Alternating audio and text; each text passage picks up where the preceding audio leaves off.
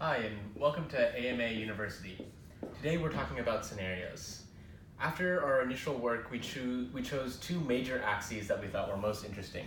Those were the reputation of higher education schools as well as their cost. So let's lay that out right here in our 2x2 matrix. Here we have higher cost and lower cost. And here we have an increased value or of reputation. Let's say increased, and then same thing over here, reputation decreased. And so now if we try to think about what this world would actually look like, we might be most familiar with this, which is that people that are hiring, employers think that reputation of the school is very important, as well as universities charging a lot, especially in the US. And so this we call the elite schools model. Here's a little different.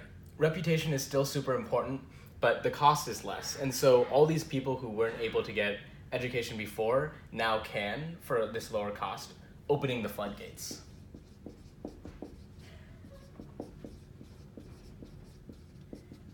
Now if we move up here, it's almost the exact opposite. That's where we have a high cost, but reputation is no longer important. So these traditional institutions are being replaced by more modern institutions that have boutique or niche skills because they can't just base their success on a traditional reputation.